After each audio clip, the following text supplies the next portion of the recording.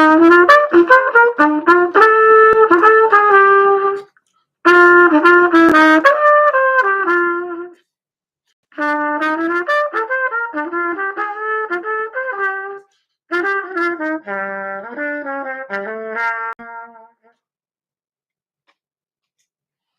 everybody. Let me adjust my. Okay. All right. This is number 183. So let's see here. We do have a question. I'm trying to pull it up now. From Sean. Sean says, when practicing the tonalization studies, is the goal to get the tempo to a certain point so that we can play each study pattern in one breath? So I'm going to answer that in two stages. We're going to talk first about maybe three stages.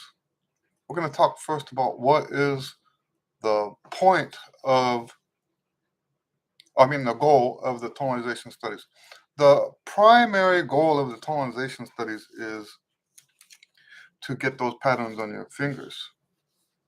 So, and I'm going to tell you, tempo has nothing to do with it. In fact, the faster you go, the less value you get in the tonalization studies, from the tonalization studies.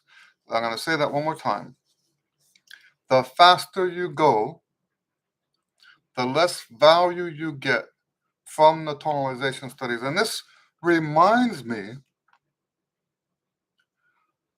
and I remember in the 90s, I had a guy tell me that the stuff I was saying had no value because I couldn't cite a reference. And that's just silly.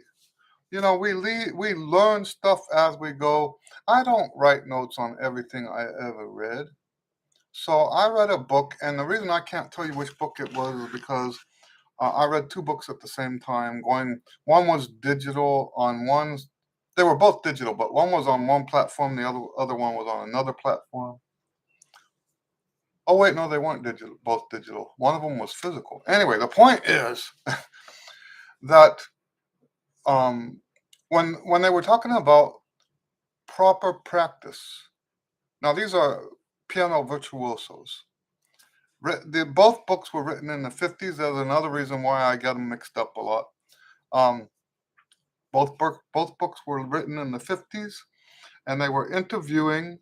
Both of them interviewed famous pianists, and the one piano teacher, virtuoso player,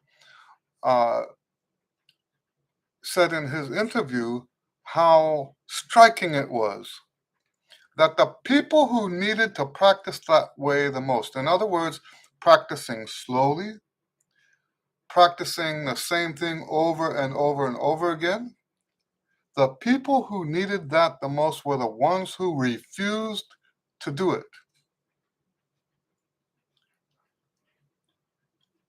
There's something that happens when we go slow and we repeat.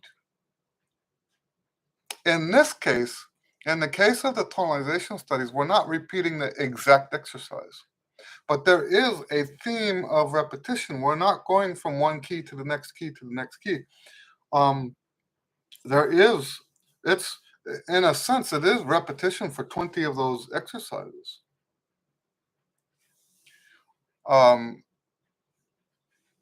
And it's designed in a way that you end up becoming so familiar, and that's the key word here. By practicing slow and repeating, you create greater levels of familiarity. When you have familiarity, you push the process of performing into the subconscious area of your mind. You push the the mechanics of how to play into the subconscious. Why is that so important? That's important because the subconscious mind is, I don't know, 100 times, 200 times, 1,000 times more powerful than your conscious mind. You can do things with your subconscious mind after you've trained that you'll never be able to do with your conscious mind.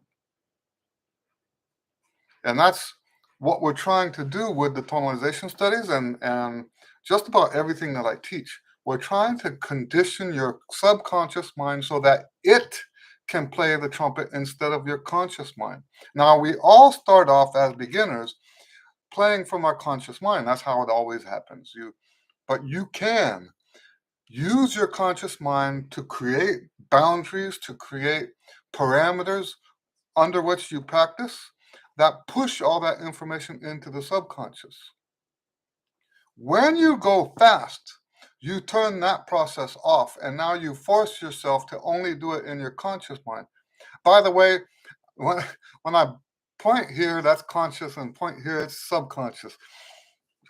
Obviously, physically, that's not how it works. It's sort of a metaphor, a way for me to talk with my hands.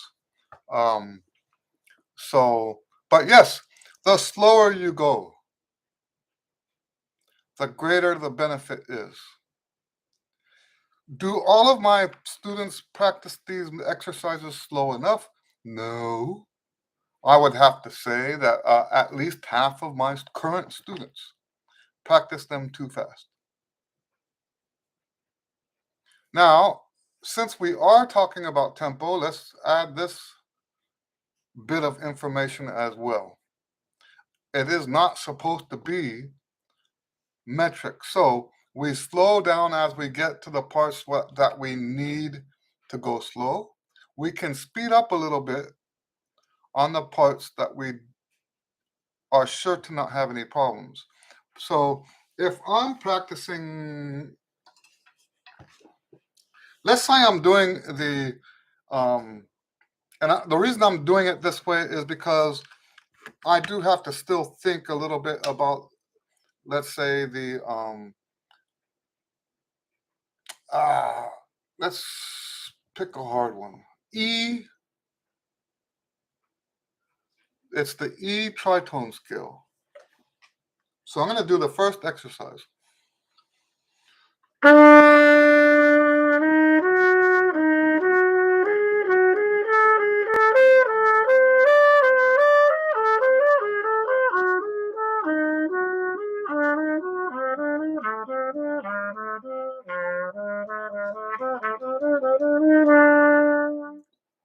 That's still a tonalization study. This tonalization studies can be applied to any scale. It doesn't have to be major scales, doesn't have to be minor scales. It can be chromatic. The scale I just played now is the E tritone scale. And what is the tritone scale? Tritone scale is when you take two major triads, a tritone apart, put them in one octave, and then you have a scale. So put that in one octave. Okay, and you've got the tritone scale. It's a very common jazz scale. Notice that some spots I could go faster, some spots I needed to go slower. How I just did this now is as fast as anybody should play any of the major scales. So if I'm doing something real easy,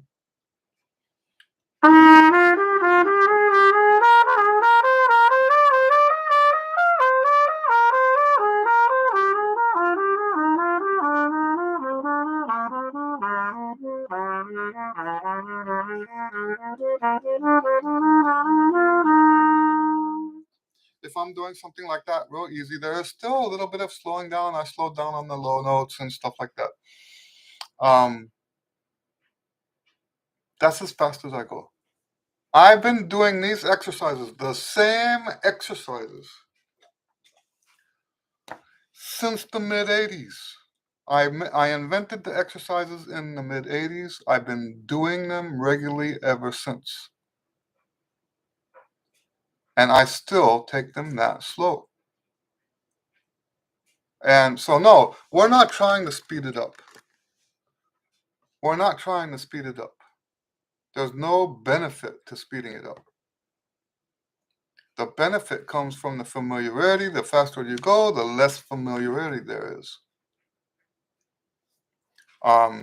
So the to answer the main question, is it the goal? No, it's not the goal to do that.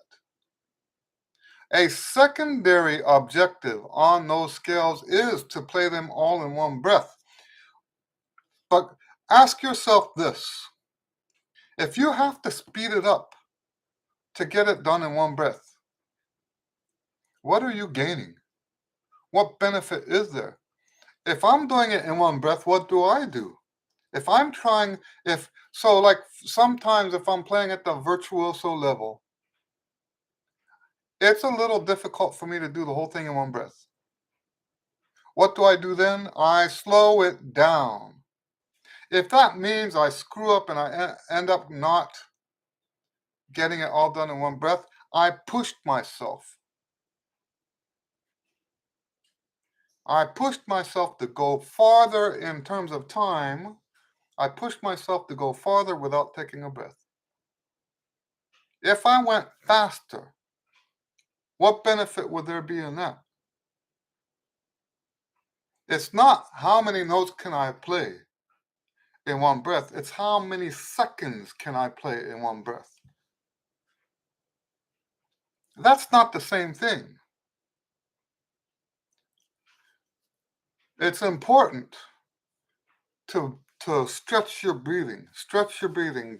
And I do mention in the book, some of them anyway, that you should strive to do them the whole thing in one breath, but never at the sacrifice of the primary goal.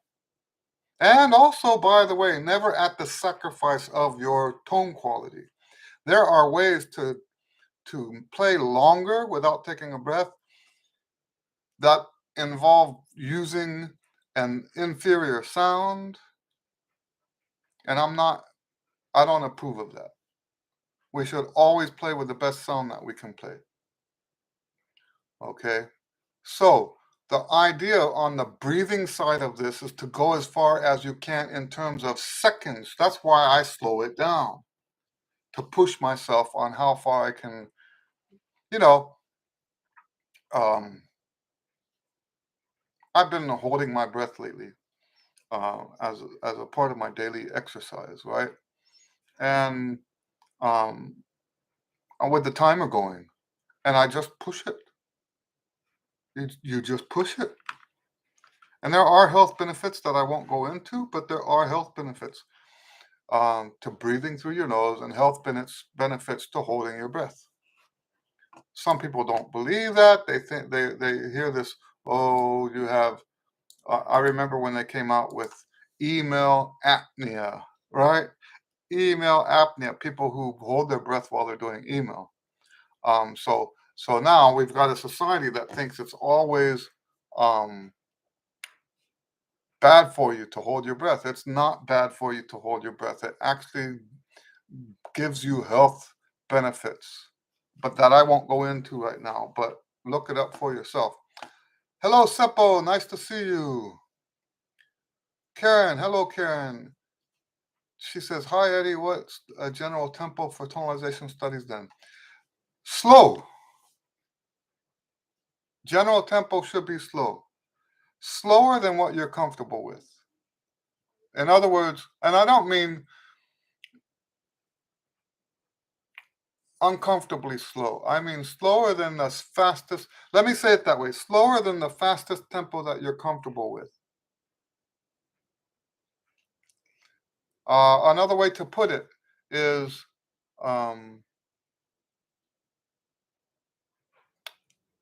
I don't know. I don't want to give you a set tempo. It should be more based on peace, right? How not maybe comfort's the wrong word. the more peace we have while we're, and I mean like that biblical peace, that peace that um, in Colossians 3:15, where it says, "Let the peace of God rule your heart," or something along those lines. I don't remember the exact quote. Um,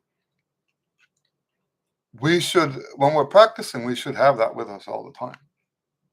Think about. So I've been doing this. Um,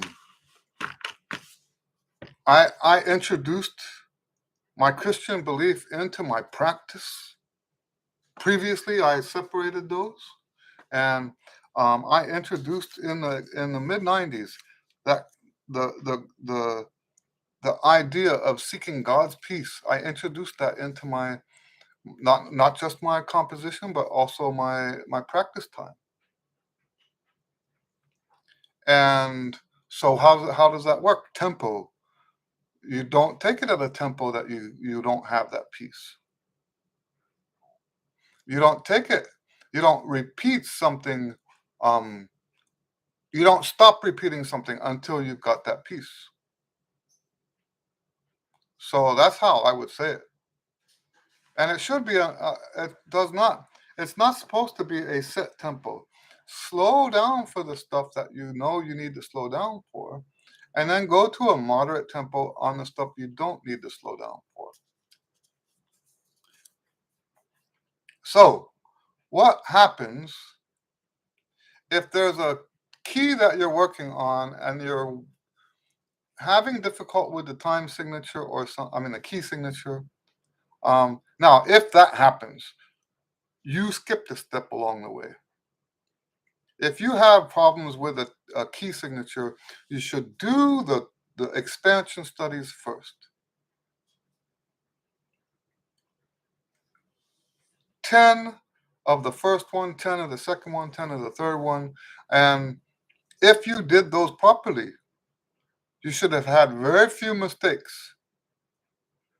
Very, very few mistakes during the expansion studies, so that when you go to the tonalization studies, once again, minimized mistakes. But let's say hypothetically, you are doing the tonalization studies and you're having trouble with, let's say it's D flat and you're having trouble with some of the notes.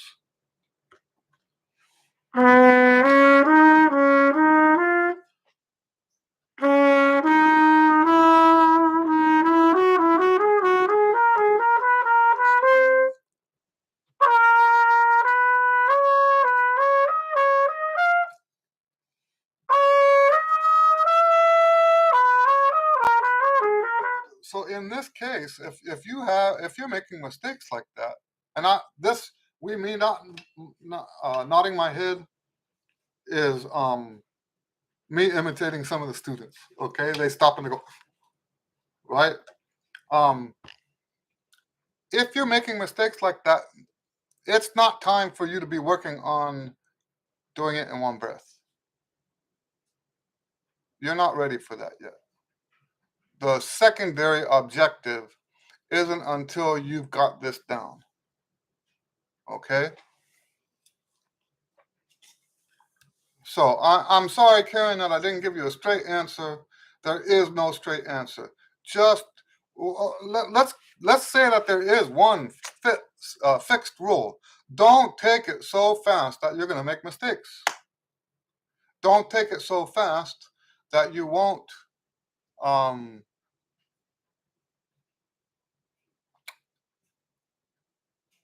See, we want to be able to like soak in that key.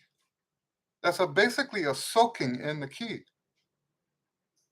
That's what the tonalization studies are. You're soaking, you're exposing yourself to that key so that it becomes more familiar. If looking at the concept of familiarity, if you make mistakes on every exercise, what are you becoming familiar with? If what you do has mistakes in it, then that's what you become familiar with. Yeah, I know people say, so, oh, it's so dreadfully boring. Well, If that's the biggest price you have to pay to become a great player, well, why not pay that price? And I'm not saying that to you, Karen. I'm saying to everybody. Tim Phelps says, sorry I'm late. Hello from Oklahoma City. Welcome. Glad to have you here. Michael G says, hello, Michael. Pedal tones below F sharp. My teacher introduced me to these. Very difficult. I was barely able to eke out an F and E, but this is new for me. What is your opinion in making these part of a normal practice? Well, it's in my books. I do two different kinds of pedal tones. So, in the context of long tones,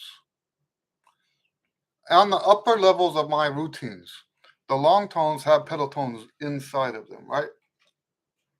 And I will do the pedal tones with what I call the easiest fingerings. Now, the easiest fingerings for me might not be the same as for you. So if you're practicing like from my books, then you would adjust that accordingly. But generally speaking, the F down to C is most easily played with all three fingers.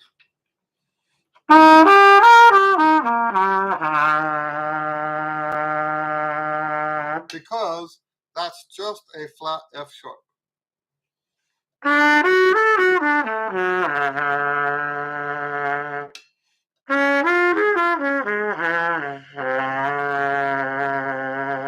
And I take that down to C.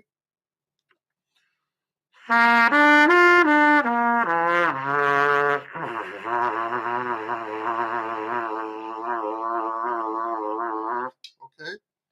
And then from that point, maybe a B, it depends. Sometimes the lips feel different.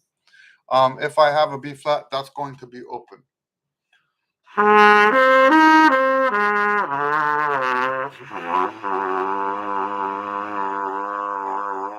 Okay.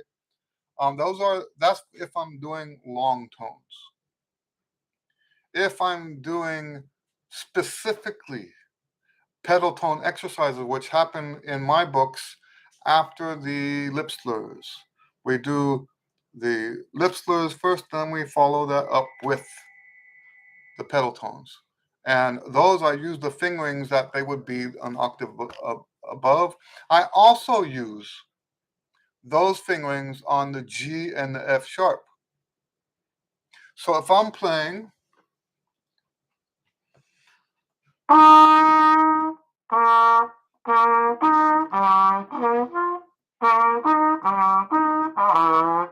what am I doing? Sorry. I'm making this up. That's why I'm not.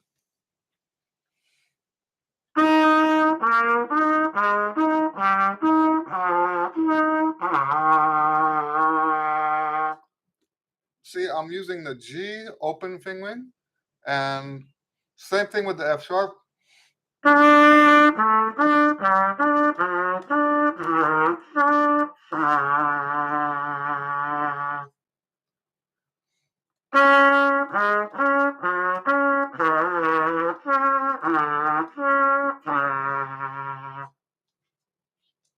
Now, why do I do both? You know, it's funny. When you're on these online forums, they have arguments about which one you should do. And I remember, this is going to sound like it has nothing to do with anything.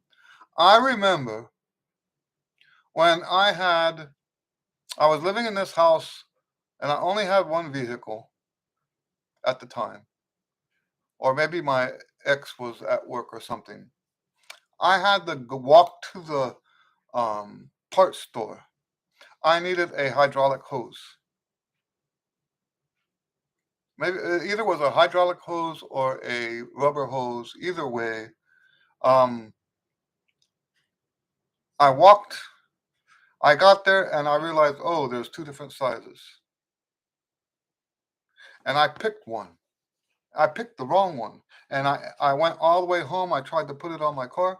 It was the wrong size. And I went back to get the other size. and it was a 2 mile walk, so like 4 miles each time. So I walked 8 miles that day. That's fine. I like to walk. It's walking is like my favorite sport. Yes, I'm a weirdo, but walking has always been my favorite sport. Um, I've always done long miles walk. Um, but on the walk home, after getting that second part, I thought how stupid it was that I didn't just buy both. The parts, I think it was like $2. I could have spent instead of I could have bought both of them for $5 or whatever, and not had to worry. Now, of course, the better thing is to know what it is you're buying before you buy it. Um, but yes, when you have a situation where you feel like you have to choose, sometimes that's a false dichotomy, right? That's a false dichotomy. You don't have to have one or the other. You could have both. And so when these guys argue about which one it should be, they argue, they say, oh, you should do the pedal tones with these fingerings. And the other ones say, oh, you should do pedal tones with these fingerings. And it's silly. Why not do both? I think you get different. So to me, in my routine, the the purpose of those first pedal tones is a different purpose from the second pedal tones. The pedal tones that are in the long tone studies are to loosen you up. They pair nicely with the lip bend. Once you get to my third level, we start having lip bends. Have it starting with a lip bend, ending with a pedal tone is a beautiful way to get your lips all massaged and ready to play. When I tell you that the routines have a a warm up built into them, that's part of what I'm talking about. That lip bend on the long tone going down to a pedal tone is wonderful for getting you ready to play.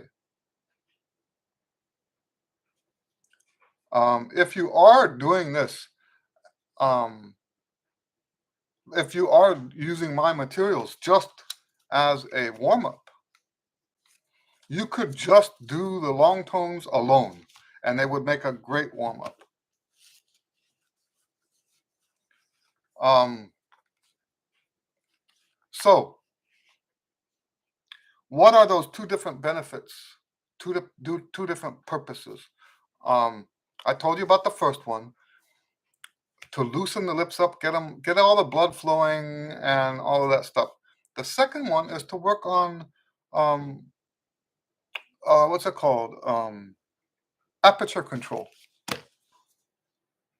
You cannot play those pedal tones on those fingerings without excellent aperture control. Whatever you use to play those notes on those fingerings, that's what's going to help you get a great sound. The control it takes to play those notes and play them in tune and play them with it's a pedal tone, so it's never going to sound as good. There's some people that say, well, I heard so and so play and his pedal tones were as good as his other notes. But remember who you're talking as and who you're speaking about. I guarantee you that those guys that you hear that sound to you as if they have just as good of a sound in the pedal tones as they do on the other notes, I guarantee you that secretly, maybe they don't say it out loud, secretly they don't agree with you. Secretly they think they have a better sound on those other notes. You just can't hear the difference. Does that make sense? Um, so yes, when you play with the the octave finger, I call it octave fingerings. When you play with the octave fingerings, You are practicing aperture control, and that aperture control translates into a whole bunch of stuff, including getting a better sound. Okay? I know I went over and above what you asked. You only asked what is my opinion of making these part of a normal practice. Um, well, I guess, yes, I thought maybe I over answered, but that's my opinion, is that they are extremely beneficial and that both kinds are beneficial. The easy fingerings and the octave fingerings both are beneficial depending on how you're using it. Um, so, yes. Shay says, hello, Eddie. Blessings. Yeah, thank you. And thanks for joining us. Any other questions? I've been long-winded today. So far, we've only answered 2 questions. That's 15 minutes per question. Ha. Any other questions? You know, when you talking about practicing slowly, when you practice correctly, it should almost be like a form of meditation. Really. It should almost be like, I'm not one to do any other kind of meditation besides prayer. I'm a Christian. I don't delve into other um, like Eastern practices or anything like that. I don't do that. But that said, I have interests in those things and I read about those things. So when I read what other people say about meditation, that's what it feels like to me when I'm practicing. That's what it's, and maybe feels like is wrong. That's what describes. When you describe meditation, you're also describing to me what practice should be like. Shay says, Eddie, have you ever used the Yamaha silent brass mute? I have roommates, and I don't want to play loud. I've not used it. I've tried it once, just so I could see, and I think it's a good thing. What the nice thing about that, as opposed to a regular practice mute, is that there's a subconscious thing that happens if you can't hear yourself, and you start overblowing. Um, and that overblowing can actually have a detrimental effect on your playing. Silent brass, in my opinion, and this is only based on that brief moment that I tried one. Silent brass to me seems to take that risk away, the risk of overblowing. It sounds like you're actually in a recording studio or something. Um, that said, this is what I normally tell people when they talk about um, not wanting to play loud. I quit using mutes. I used to live in an apartment complex. When was that?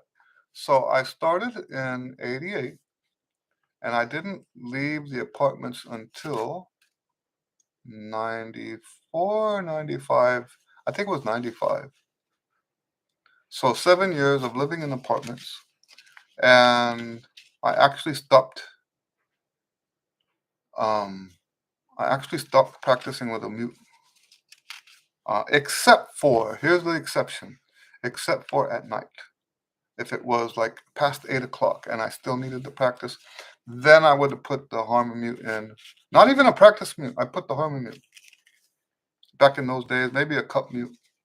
But here's the thing.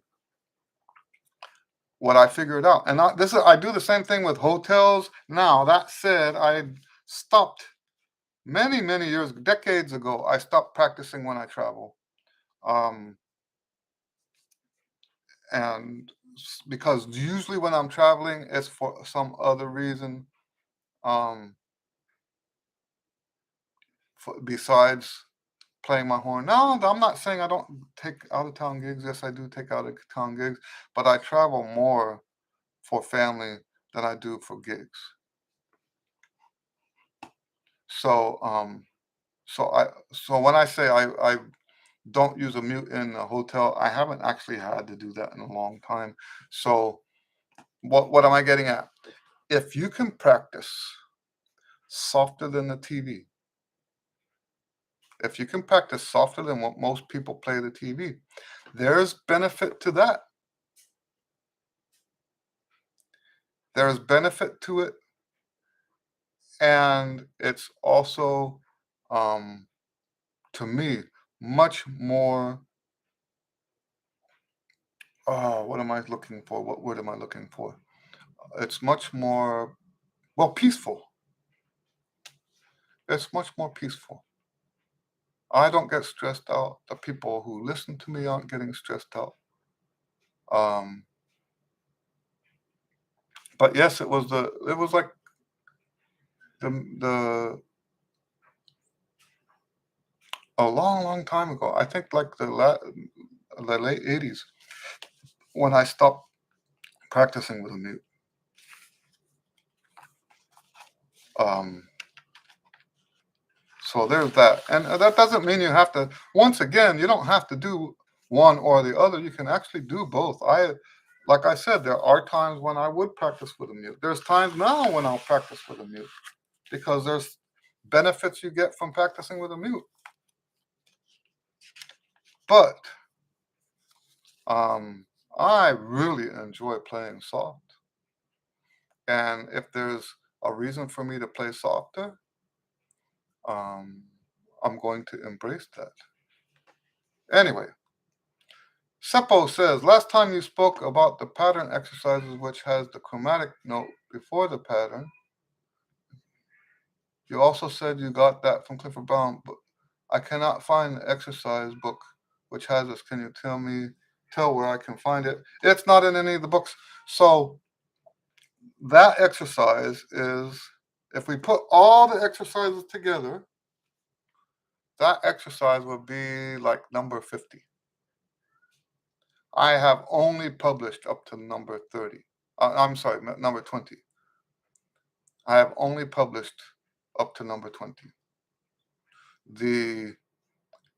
So I have 3 sets of 20 exercises that I do personally. So they exist. The way I see that is I invented the tonalization studies for myself. Later, I started writing them out for the students. I invented them originally for myself. And it always included, in the beginning, I think there were about, not 60, what am I saying? Like 40, maybe 40 exercises in the first place when I first started it. And over the years, I just kept adding more. But it's only the first 20 that I ever published.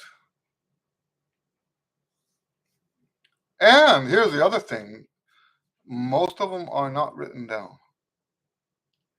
I just do them off the top of my head. The way I write them down in my own notebook is to just put the first 2 cells.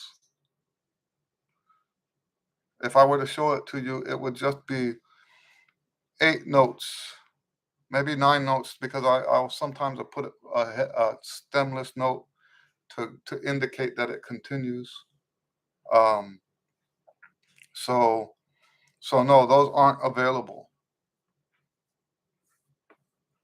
Sorry about that. I guess that means I haven't answered your email. I'm sorry. I know you asked that in your last email. My ability to answer email is seasonal. Maybe not seasonal. It. I have times when I have lots of time. I have times when I don't have time at all, and it's just harder for me to get answered on all those things. Shay says thank you. Well, you're welcome.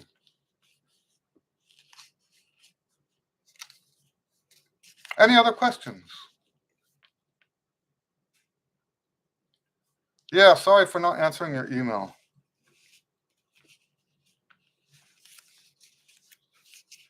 You know, the thing is, I usually answer every email. It just sometimes it takes long.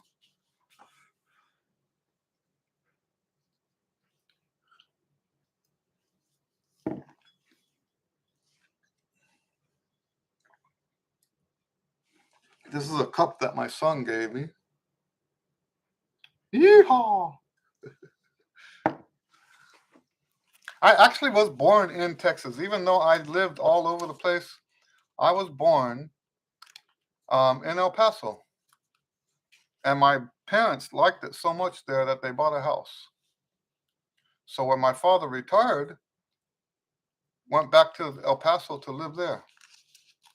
So that's why, quote unquote, I'm from El Paso, even though I've lived all over the place. I lived in Germany, I lived in Florida, I lived in Maryland, New Jersey, North Carolina, Pennsylvania, um, Hawaii, all kinds of places. And then my dad retired. I after after getting out of college, I lived in Chicago, and then I came here.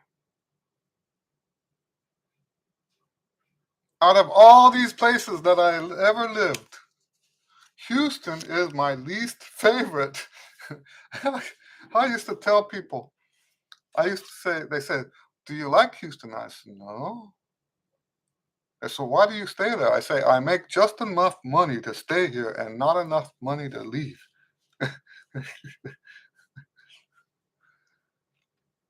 People used to laugh at that. I make just enough money to stay, not enough money to leave. That's not true anymore, and I might leave someday.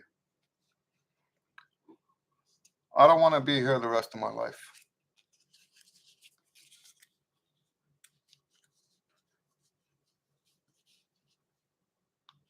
Seppo says, I have tried to find the pentatonic tonalization at the Target Music Store, but cannot find it there. Should I buy it somewhere else?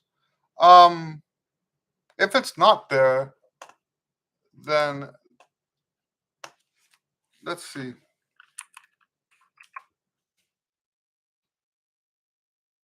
I can put that up real quick. I'm surprised that it's not. You know what happened is we changed platforms and not every product ended up getting re-added. This was years ago, but let me see here. Wow. So yeah, I'll put it up. Now I only have, so yeah, there's no minors. I haven't done the minors yet. I haven't done the minors yet. So um Karen says that Virginia is a nice place to live. I like, we were watching a video the other day that was in West Virginia, and I really like West Virginia. It's not far from where we used to live in um, I used to live at my grandfather's place just outside of Pittsburgh. I love that area. So so um so we're talking about the minors. I have not done the minors at all yet because I haven't finished the majors yet. I know that sounds like a lame excuse. Now let me tell you this, we do not do natural minor and we do not do the modes. For the natural minor, all you do is start on a different note. It's the same exact exercise. What What different benefit are you getting if you go?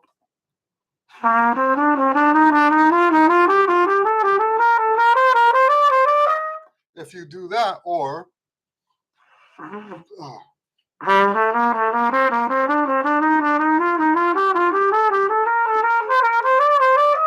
there's no difference. You're going to cover all of those notes in that order anyway. The only difference is where you're starting. So when we do minor, we do harmonic minor,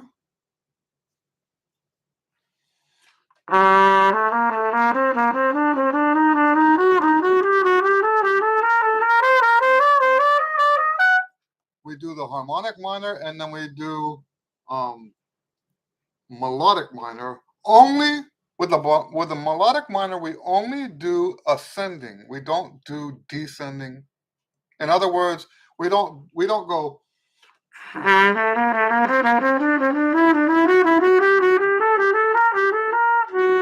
So,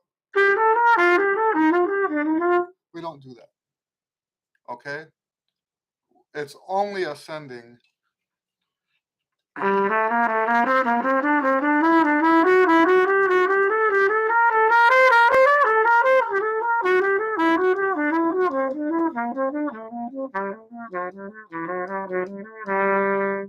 And the reason why we do that scale at all is not for the benefits on the classical side. We do it for the benefits on the jazz side of what we do. That's the harmonic minor. I mean, harmonic. The melodic minor is the Lydian chromatic, not Lydian chromatic, Lydian augmented scale. It's the altered scale. It's got like a dozen different names. There's like some people call it the Locrian augmented or something like that. It's all just the harmonic minor. Keep saying harmonic. Sorry, it's all just the melodic minor.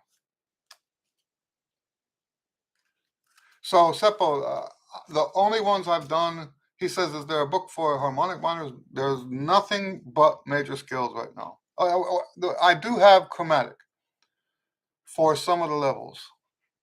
So the problem with these books is that they are work intensive, and so it's just a lot of work. And I know that sounds like I'm whining. Now what you can do, this doesn't work for the pentatonic, and there are other scales that it won't work for, but you can use the tonalizations from either the daily routines book or the chops books. I've got 5 of the chops books, and you can do any of those tertian scales using those exercises. You don't have to have the exercises written out. And maybe what I should do is publish that version of it separately. Now, some exercises can't be done that way, like the one you're talking about with Clifford Brown can't be done that way, where it's one exercise for every skill. And another one that can't be done that way is, well, I said the pentatonic can't be done that way. Whole tone can't be done that way. Diminished can't be done that way. That tritone scale I was playing earlier can't be done that way. But all of the tertian scales are the ones. So we have 2 types of scales, tertian and symmetric. And the tertian scales are, most of them, I guess you would call pentatonic tertian, but most of them can be played using those other exercises. You just change the notes in your head. So originally, that's all there was. Let me grab one of those books so you can see what I'm talking about.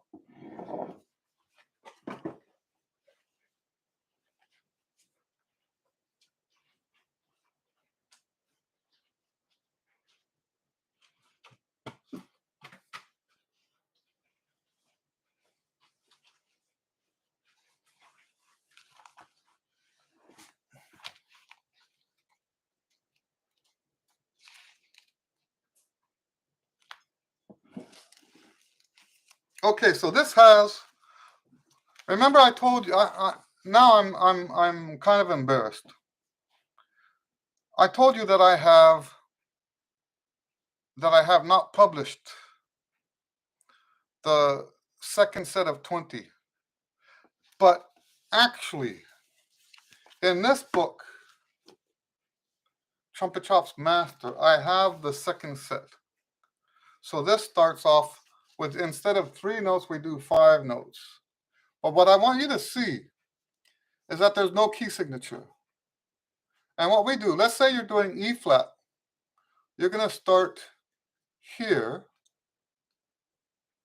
Change the key in your head to E flat, 3 flats. Start on this note. Play through it. That's why there's repeats. You don't play it twice. The repeat is to get you back to tonic. So you start here, play through all the lines, take the repeat, and end on that note that you started on. So if you were going to do the harmonic minors, let's say you're doing F harmonic minor, you change the key in your head to 4 flats. I almost couldn't figure that out. and remember to play your E naturals, okay? And so you start on F, you play your flats, your flats, your flats, your flats, and then when you get to the E, you play E natural. Now, I don't recommend this book. I forgot that I put the advanced exercises in here. It is the master. The master is the 6th of the 7 levels. Okay, and it ends with the diatonic triads. Not triads, diatonic 7th chords. And so in this way, and I'm going to take a vote right now. Whoever's watching, we've got 7 people right now. Whoever's watching, do you think I should publish this version where there's no key signature, and you can play whatever tertian scale you want in there? It works for major, melodic minor, harmonic minor. It can also, I don't approve of this, but it can also work for your modes if you want to do modes. I don't approve of that. But yes, it will work for major, minor, and melodic, major, harmonic minor, melodic minor. Let me know, yay or nay, whether you think I should publish those separately so that you can do whatever scale you want out of those different scales. And based on what you guys say, and you know what, if people are watching this afterwards and make it this far into it, you can vote in the comments. Okay, let us know if you think I should publish the abbreviated version so that it can be used with more. And that way, here's the thing. I could publish the second set of 20 that way. That way, if you are done with... Now, I don't recommend the second set of 20 until you've mastered all the keys in the first set. Okay? And that's a big reason why I haven't published them, because if you're going to do it right, then there aren't going to be many people buying it. And as I told you in a previous Q and A,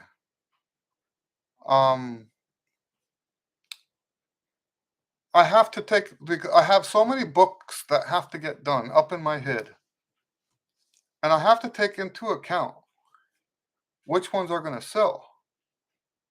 And I remember I went through this whole spiel last time about explaining what I mean by that, because I'm not talking about trying to get more money. The more it sells, the more people are using it. So it's not about making more money. It's about filling more need.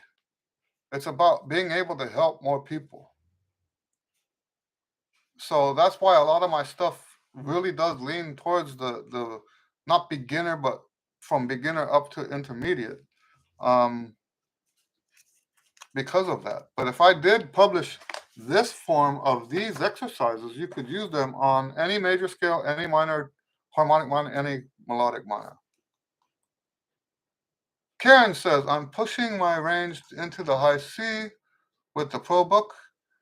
Instead of doing the total tonalization book, I'm doing the exercises in the Chops Pro. Woohoo! Same as the apprentice level. Is that good? Absolutely. That's what we want. And I think in some ways, well, I'm not going to say that. Yeah, that's good. That's really, really good. I'm glad you're doing that. I'm glad. You know what's gonna happen is you're gonna get used to that range, and everything under it is gonna feel like it's too easy. That's how it works. I knew you were ready for that from the very beginning. I knew you were ready. I can tell. It's a funny thing, right? I've been teaching so long, and I've been teaching this method so long that I can tell just by what I hear, how the expression of your face and stuff like that. I can hear when you're not using all the range you've already got. I can hear it. But I've had students tell me, mostly adults, but sometimes the kids too. I've had students tell me that it's just too hard. They're not even going to try. It's just too hard.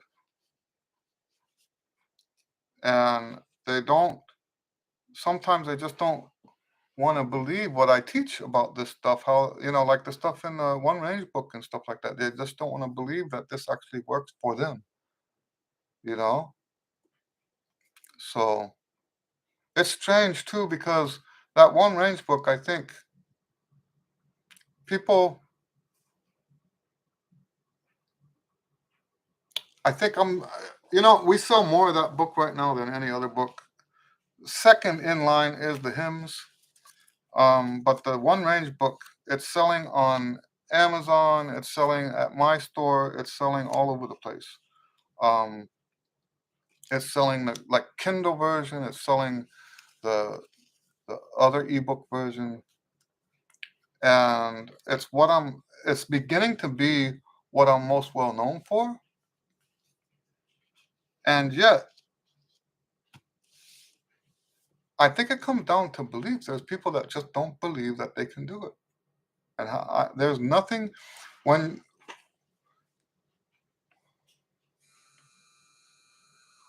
someone has a belief, you can't do anything to change it. That kind of belief, you can't do anything to change it. It has to happen more organically. So, and unfortunately, there's a lot of people that the reason why they take lessons is because they don't believe in themselves. Well, maybe that's a terrible way to say it. They don't believe they can do it. And that's why they're taking lessons. And yet, it's that belief that's holding them back, not the lessons. Seppo says, what was the word before the scale types you used? I was not familiar. It was not familiar to me. It's tertian. I'll spell it out here. Tertian means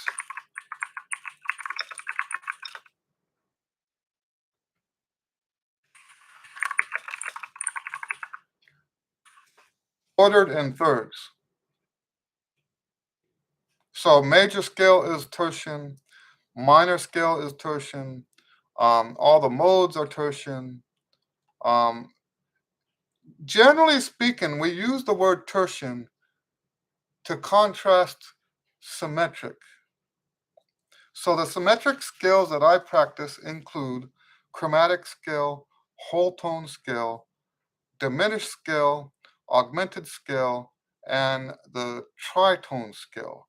These are all 5 different types of symmetric scales.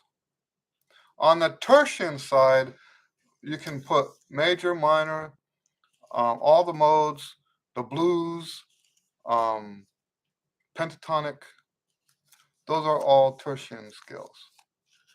Now, technically, you could say that maybe, depending on how you approach it, you could maybe say that the pentatonic is not tertian. But in my order, I put them on the tertian side. Craig, hello, Craig. Craig says, I'm a total novice and know very little about music theory and have never actually met someone who plays trumpet. Quick question. Why is it when I play trumpet in my parish choir, I'm expecting a second part of that.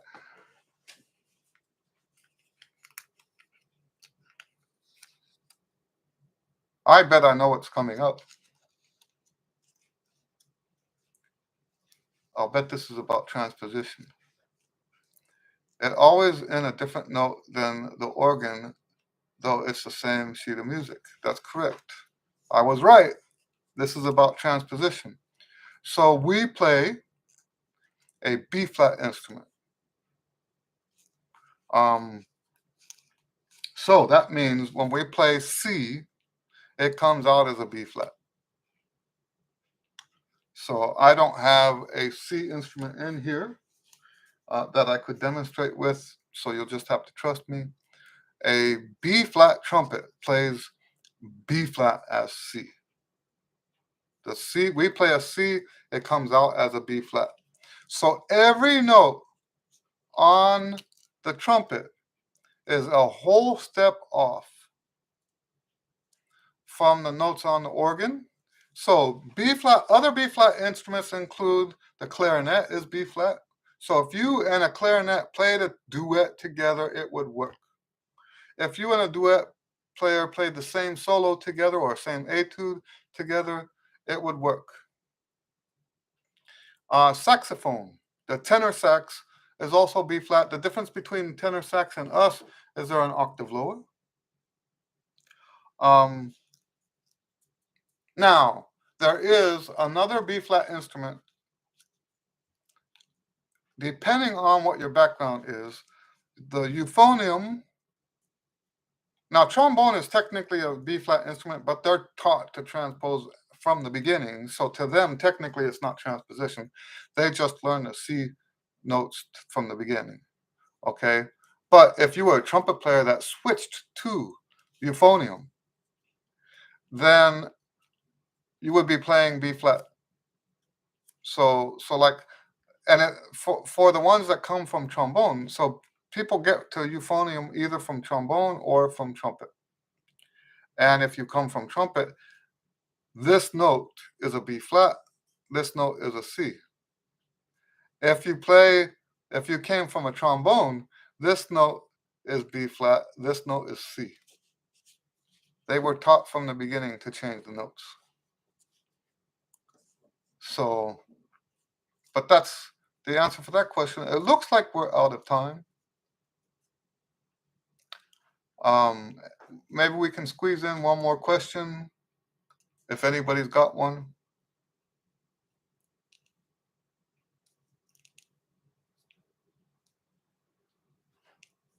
Otherwise, we'll close it down. It's always nice to have you guys join us. Lately, we've had 2 entire Q and A's that cover the tonalization studies. And I'm always happy to do that. The more people do the tonalization studies correctly, the better the trumpet playing is going to be all over the world. I actually believe that. If people do the tonalization studies and do them correctly, it's going to take trumpet playing all over the world to a new level. Shay says, will practicing long tones help build my embouchure? Are there any other exercises that help? Yeah, so long tones do help build embouchure. I would recommend that you check out my one range book. Long tones are one part of my approach to building strength. And when we say embouchure, that's what we're talking about, is building strength. So, and I wrote a whole book about that. It's called the One Range Book. And it's available on Amazon. It's available at my store. Just look it up online and you'll find it. One Range. And the subtitle is A Trumpet Chops Strategy Guide. Anyway, so thank you guys. We'll see you next week. Maybe not next week. I think I have. Anyway, the gigs are starting, so it won't be every week. Seppo says, I would say the tonalization studies would be actually applicable to any instrument.